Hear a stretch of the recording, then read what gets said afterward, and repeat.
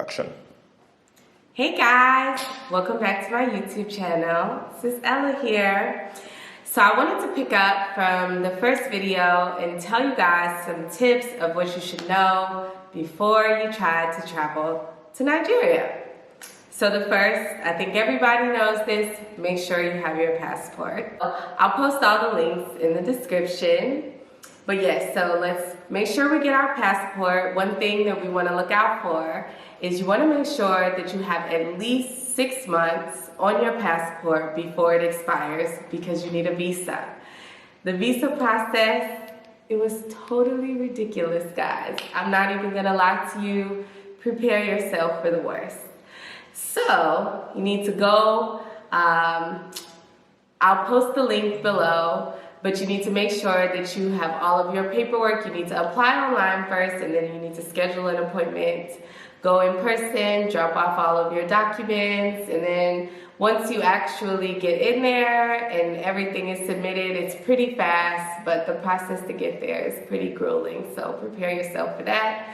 Another thing that you want to make sure that you have, I feel like everyone knows this, it's a lot of shots, y'all.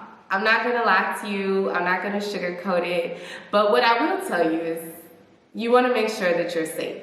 So it's not something where it's unbearable. I literally got all my shots at one time, and I got the COVID shot at the same time. So it's doable, not going to kill you. The most important of those, however, is the yellow fever. So a little heads up, I will tell you to shop around for your yellow fever shot. Of course, I lived in Atlanta, very expensive. I think the first 2 places that I called, the yellow fever shot was over $500. I ended up traveling out to Hall County to get it at the health department. But yes, this is a tip to keep your costs down. Shop around for that yellow fever shot. You get a little yellow card. They do check the yellow card when you get here. So you want to make sure you have those. Another thing that you want to know before you go is that the plane ticket is just usually expensive. Like, I would say to budget anywhere between, on the plane ticket here, I would say budget anywhere from about $700, maybe upwards to about $1,500, depending on where you're coming from, however many bags it is that you want to travel with. I will tell you that some tips to keep in mind if you're not familiar with flying for as many hours as it takes to get over here. One of the things that I like to do is I like to travel overnight. That way I can go to sleep, and by the time I wake up, the trip is practically over. But if you've not flown beyond 10 hours before, prepare yourself, especially if you have a lot of layovers. I feel like sometimes people want to tell you that a lot of layovers is helpful. I guess it depends on how you travel. For me, I do not like a lot of layovers. I just want to get there, especially when it's as long of a plane ride as this one is. So yes, prepare to spend a little money. What else should you know before you go? Okay, so you always want to carry cash on you. You can definitely access your local currency for wherever you are once you get here, but it's going to be a lot harder, and it's probably going to cost you a little more. Cash is king, guys, so carry as much as you can while still being safe and responsible. But you want to be mindful of what the currency exchange rate is in Nigeria, particularly, I use dollars. So converting at a bank or any business is a lot less than using black market exchange currency, people. That seems to be the way to go for me, but I will tell you from personal experience, please only use somebody who's been recommended to you, who is trusted, and never ever leave without getting the currency right there. Like, don't walk away, don't trust it to come later.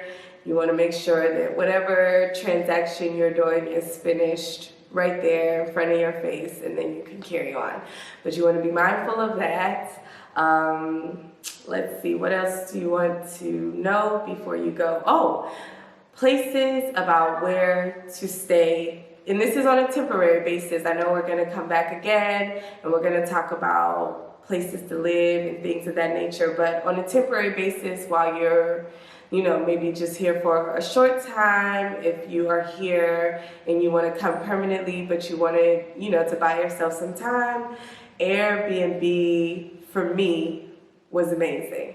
So I chose to stay in Ikoyi. I would do a little research on your end about, where you feel most comfortable staying. I want to say I stayed in Ikoyi, and I also stayed in Lekki, and they ran me about $50 per night.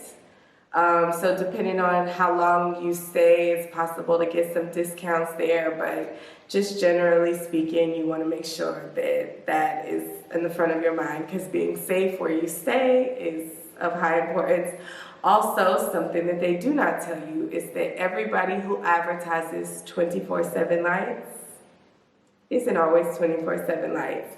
So if lights, electricity is important to you, you want to look and maybe find some reviews, pay close attention to the reviews, because I would hope that those can guide you as to the things that you can expect from that particular place. But definitely 24/7 lights doesn't always mean 24/7 lights, so don't say I didn't give you the heads up there. Don't forget, like, subscribe, share this video, and talk to me in the comments, guys. I want to hear from you. Till next time, bye.